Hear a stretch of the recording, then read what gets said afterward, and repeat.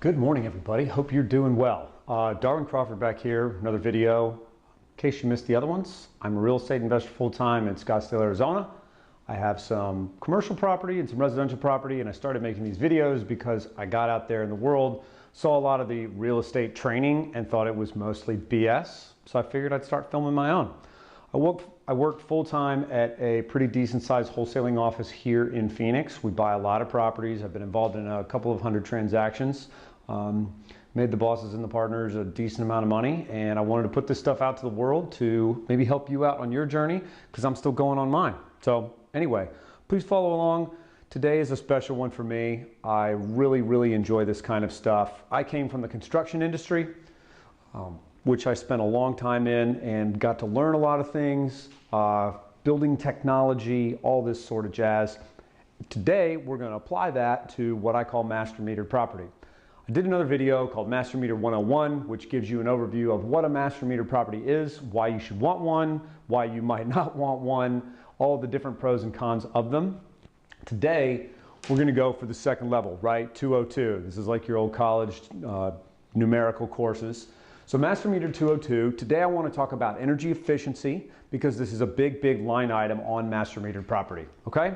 So I'm not going to bore you with a bunch more fluff. Let's go ahead and get into it. If you missed the last video, a master metered property is simply something where you're going to pay all the bills, right? So you're going to pay the power, you're going to pay the water. If there's gas or propane or some other type of fuel source, you're going to pay that as well, and any type of sewer charges with the city, okay? What that means is energy upgrades put money in your pocket. I can't make it any simpler than that. I got down a rabbit hole when I was bidding on this building. The lender owned it. The utilities were out of control. The numbers looked really bad on paper. So the bar for saving energy was really low, and I was able to do a lot with it. So I want to walk you through the system that I put in place and that I'm looking to apply to another building right now. Have another video out there on lead generation part 2.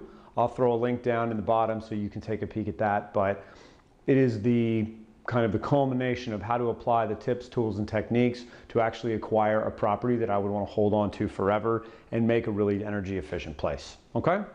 So first off, in any given building, you have to think about energy usage in terms of what people are actually doing, okay? This is a commercial property. A lot of my tenants are in the beauty industry, so they're doing hair or nails or facials or something else, what I call chick stuff. Sorry, honey, it is what it is. So they use electricity in all kinds of different ways. We have to light up a space, so they're gonna need light. We're gonna have to heat and cool a space, especially here in Arizona. It's triple digits every day now. This is the middle of the summer in 2018. It is hot out there, buddy. So they're going to need to cool off a space. They're going to be using water, and they're also obviously going to be using the sewer to get the water from the hair sinks and everything else and the restrooms back out to the city system, okay? So the biggest line item on this particular property, this is an 8-unit place right a little bit to the north of my house. Great building. I've actually got a waiting list of tenants for it right now. The biggest use was electricity, okay? There's 2 different utilities here in Arizona. I unfortunately have the one that's higher priced. You don't really have a choice. It's the way the cookie crumbles. So, first step on everything, and the reason I do this, right? Let's back up a minute. Remember, I like to start these videos with why, okay? Why do you do this? I do this for 2 reasons. One is because not wasting electricity is good business, especially when it's coming out of my pocket. And 2 is that I feel better about having an energy efficient property, and I've been rewarded because tenants also like the idea. They might not necessarily be able to afford energy efficiency upgrades, but if they're there, they will certainly pay a small premium in rent, and you can recoup your money on these things. So this is an investment to me which is very well worth it, okay? Because every time I see one of these big, stupid, suburban built houses, 2 stories, twin ACs cranking away, old crappy technology light bulbs, it hurts my heart a little bit. Let's not waste, people. Come on, this is America. We're fat enough as is. Let's try to cut some of that off and do a better job, okay? That's the whole premise of this stuff. Step 1, LED lighting. If this is news to you, these things have been around for a long time. They're awesome. LEDs, Google them, look them up, however you want to do it. My system and what I tend to do is I like to retrofit all of my spaces so they're ready for tenants to build out, okay? What that means is the lights are in place Everything's done, it's painted, it's got floors, and all they have to do is bring in their trade fixtures, meaning their salon sink, or if they're in an office, their desk, their computer, all that stuff. But I like to go ahead and make those decisions for them. There's been a couple of times when I've given what's called tenant allowances. So that means a chunk of money or a budget, if you will, for them to make the upgrades according to their taste. I do specify very specifically that all the lighting everywhere has to be LED. To give you an idea why, okay, a typical LED bulb is going to use roughly 10% of the energy of the old style incandescent bulbs. That's going to vary some. Don't scream at me in the comments or anything, but roughly speaking, a 100-watt incandescent bulb, like when I was in middle school, high school, etc.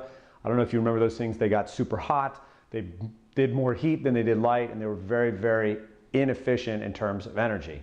So a 100-watt bulb drew 100 watts. Nowadays, I was at my local hardware store the other day. They had a special on LED bulbs. I could get a 100-watt equivalent bulb, meaning it put out the same amount of light, and it drew 6 watts. 6 from 100, okay? Now multiply that times a lot of light fixtures. My building, I haven't done the exact math, but at any given time, there's probably 50 to 60 light bulbs operating at some place in the building. All of those are spinning that electric meter. So just based on some math, if we can cut 90% of the electricity use from lighting alone right here, that's awesome, okay? So I put LEDs everywhere. I went completely ham on them. The outside lighting, the landscape lighting, interior lighting, bathroom lighting, courtyard lighting, motion sensor lighting, everything LED, okay? Shop around. I love Amazon because they deliver things and I don't have to drive all over town because I don't really love doing that. Amazon has all kinds of cool fixed LED fixtures that you can use to make a really, really awesome look for a build out. And they're super, super efficient. So step one was LED everywhere, right? And that made a pretty big difference. So step two is only use electricity where you need it, okay? So what that means is for a small amount of money, you're able to put either motion sensors, right? So my exterior floodlights, someone pulls in the parking lot at night, had some people in there making some mischief the other day, did a little bit of damage. Now we have motion sensors. So someone walks in that parking lot, boom, lights right up. Looks like a prison yard there. But all those are motion sensors, so we're only burning electricity when we need to, okay? And that by itself also makes another huge difference, okay? And the thing about energy efficiency is that there's no one of these things that's gonna make a massive difference, but when you combine all of them, I'm serious about this, I reduced the power bills of this place by 61%, okay? To give you an idea of how much money that was, last year, this time, my power bill was over $600. 600 bucks, boom, gone. That's double my car payment, okay? That's a lot of money. This year, same time, last check I wrote was $246. Big difference, right? So we're talking about a lot of money multiplied by a lot of months. And remember, this is master metered, so you're always going to be paying that power bill, okay? So step two is motion sensors. The other ones I use are called PV or photovoltaic sensors. All this means is there's certain lights that come on when the sun goes down, and when the sun comes back up, they turn back off. That's simple. These are $7 widgets you can buy at the hardware store. You wire them in. As soon as dusk hits, boom, lights are on. As soon as the sun comes up, pop, they go back off. Great system, all right? The other big thing here in Arizona, because it's super hot, is I did what's called solar coating on the roof, okay? Your average roof, if it's a dark color, is gonna absorb a lot of solar energy. Here in Arizona, it's hot as balls outside all the time. Go stand in the sunshine. It's gonna cook you, okay? What solar coating is this magical white goo. I don't really know what it is or what it does, but it basically turns your roof into a mirror. So it's gonna reflect the solar energy back off the roof. And it's crazy. I don't know how they do this. It's amazing. I'm sure the physics are fairly simple. I just don't know them. But to give you an idea, here in the summer in Arizona, if you leave something on the ground in the sunshine, let's say it's a piece of metal or a wrench or something like that, and you go to pick it up 10 minutes later, you are going to hear your skin sizzle, okay? It's bad. It's really, really hot. The roof was the same way. So the metal components on the roof, before they were coated, I literally couldn't touch them. If I was walking around up there, I could feel the heat through the soles of my boots. It was super, super, super hot. Now when I'm up there, granted it's still hot because you're baking, but I can actually take my bare hand, the back of it, sensitive part, and boom, put it on the bottom of the roof. It's really, really cool. So what that translates into is that the building, when it sits there all day, doesn't bake and get super hot in the sun. It reflects the sunlight back off. And that was a little bit of money, right? It was a couple grand worth of material to coat the whole roof, which was about 2,800 square feet. So, you know, it's about $1 or so. You roll the stuff out, you come back and roll it out again. Not a difficult project, but has been super, super worthwhile here because it's reduced the energy consumption and it also reduces the load on the AC. So anytime the AC doesn't have to work as hard, thumbs up, okay? Windows are another huge energy efficiency point in any building. This could be your house, this could be a rental property, this could be a commercial building, whatever it happens to be, but you lose a lot of energy, hot or cold, through windows, okay? Especially the older ones. This place had old, crappy, single pane. I mean, when we went to take them out, it was pop and they shattered everywhere. So very, very bad energy efficiency. I elected to put glass block in the windows. It's not everyone's favorite look. My girlfriend, in fact, told me it was stupid and ugly. Love you too, honey. But the block windows turned out to be a really nice architectural accent. Most importantly, the tenants love them, and probably more importantly than that is that they're very, very thermally efficient. So right now we have 6 of the 8 units that have all been blocked off with glass block. And I can tell you even now, triple digits. I was in there fixing something the other day for one of the tenants, and it is nice and cool in there. Those glass block windows really, really work from an energy efficiency standpoint. But all we're trying to do is more or less we're trying to move away from places that are energy sinks, meaning if there's cold air getting out or heat getting in, that's costing you money. And that's the way you have to think about with master metered property. So any opportunity that tenants have to waste electricity, especially if you're paying it, they're gonna take it. Let me repeat that. If your tenants can waste your electricity, meaning throw your money out the window, they're gonna do it. They might not mean to, but they're going to, because when people don't pay for things, they're just not that motivated. I don't care what anybody else says, okay? So block windows, we've got these nice insulated spaces now. Now what do we do with them, okay? The other big one in terms of what we call thermal uptake, or you want to call it solar radiation, or just plain old standing in the sunshine makes you hot, right? All of those things mean the same, is shade, okay? Out west, and it may be this way in other climates, I'm not sure, not a physicist, and I'm certainly not a weatherman, but out west, being in direct solar exposure or not, meaning are you standing in the sun, are you standing in the shade, makes a massive difference in how hot you get. If you don't believe me, come on out here to Arizona, stand in the sun for 10 minutes, stand in the shade for 10 minutes, let me know how you feel. It's a big, big difference, okay? So based on this premise, I elected to put some shade up. I'm fortunate, a friend of mine has a company, Dave, if you're watching, I appreciate it again, man. He has a company called Total Shade LLC. I'll put a link to him here in the bottom, but they manufacture commercial shade structures, okay? And it's this cloth, it's a plastic cloth, which is made of something called PTFE, I believe. I'm not entirely sure on that, but it's fully recyclable.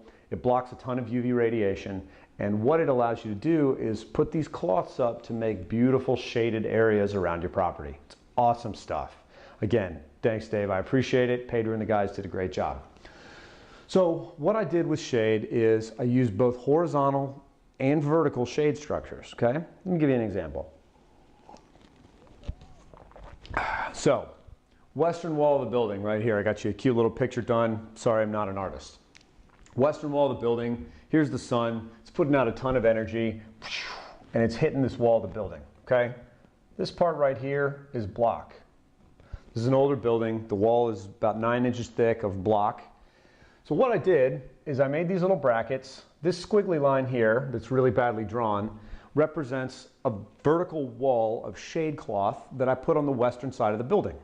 So what that means is at the hottest part of the day, I mean when you can just make beef jerky out there, what happens is that the sun's rays are no longer hitting my block wall, okay?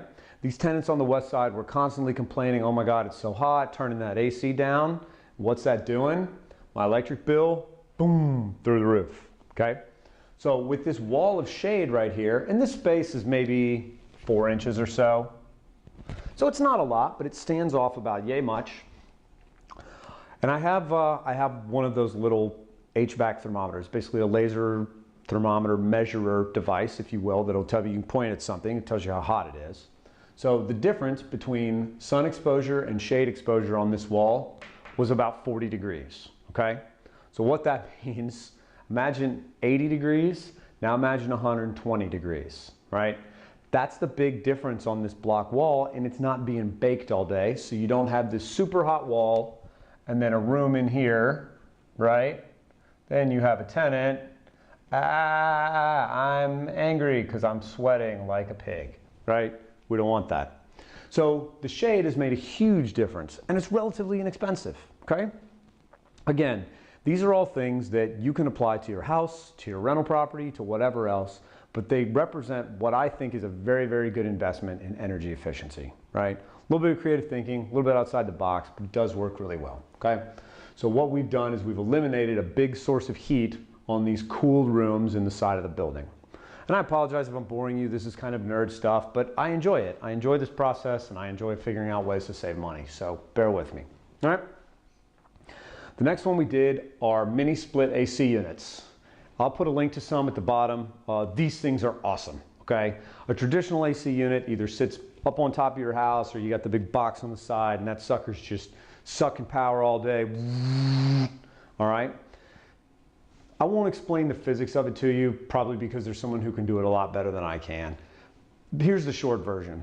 A mini split AC, we'll use our little room again. So mini split AC is a box that hangs off the wall right here, okay? There's a hose that goes up top and there's another box that sits up here with a fan in it. Boom, boom, boom, boom, boom. Sorry, I suck at drawing. What happens is the heat gets exchanged here in the room, right? So it's going to take hot air and cold air and it's going to recirculate that heat right here in the room, all right? A traditional AC is going to take the heat out of here, bring it up to the box on the roof, make that air cold, and then pump that cold air back through a hot pipe back into the room, okay? So what happens is every time that air gets moved through that pipe, you lose a lot of energy. It's very inefficient. And yes, you can insulate your ducts and you can do all this kind of stuff, but now we're talking big money, okay? A lot of money. A mini split, the other part that's cool is that you can control individual zones of the property, okay? So if someone's not there at night, they're not there, they don't need the HVAC, shuts down, boom. Not using any power, which is really important for the next couple steps. I'll show you that in a minute. But the mini split ACs are super, super efficient. To give you an idea, a traditional air conditioner on an average home in the States is probably going to run on either a 50 or a 60 amp breaker. That's a lot of power. It's a lot. I have an electric car and it runs on a 30 amp breaker, to give you an idea, okay? A mini split runs on a 15, right? So we went from this, we had a 60 amp breaker, we went down on mini splits to a 15 amp. Pretty cool, 75% reduction, okay? So this has really saved me some power. A lot of energy has been saved with these mini split systems. Not everyone understands them. They're used a lot more in different parts of the world. I first ran into them when I was traveling down to New Zealand. They are very, very common there. I've also seen them in Central and South America. They're also pretty common there because energy is more expensive, all right? So mini splits everywhere. The last part, which you guys follow along on the Solar Diaries, we're just getting started with this. I picked my first order of panels up yesterday. Super excited. Solar power. Yeah, baby. Free electricity from the sun, okay? The reason I'm doing this last is because I got, back up a second. For a system, first you do all of this, and we're doing it basically can't even talk this morning. We're doing this basically from cheapest to most expensive, all right? LED light bulbs, $2 a pop. Solar power, 12 grand, okay? So all of this stuff here, we do the cheapest upgrades first that are gonna give us the most bang for our buck, and we're squeezing that power bill down. At the end of it, once you get here, you're gonna understand roughly how much power your property is going to use, okay? You can do this in your house, you can do this in a rental property. They're all just boxes that need to have cool air in them. Once you're here, then you can size out this system. It is way cheaper to do all this stuff and then buy a smaller solar power system than it is to do the other way around. If you really want to know the numbers, when I first priced out solar power before this building had all these upgrades, I was looking at $30,000 to $32,000 in parts. I don't know about you, that's a car. That's a nice car, right? That's a couple-year-old BMW or Lexus or Mercedes, that's a really nice car, okay? Once I've been able to do all this, I'm down to about 12 grand. Again, also a car, not as nice of a car or an older car, but the reduction is the big thing, right? We have elected to reduce the energy consumption of this building, put solar power on it. So something that has been costing me in the past $200 to $650 a month is now going to turn around and pay me. You all know the double thumbs up, no more tenants involved, no more anything of that nature, right? I don't take screaming phone calls. No one's mad because anyone else is doing something funny. There's no parking disputes. It's wonderful, wonderful stuff, okay? Solar power is its own beast. I'm currently in the middle of getting this all figured out with our local utility, who has not been very nice. Follow along with me on the solar diaries to see what happens there. But what I want is for you guys to take away from this.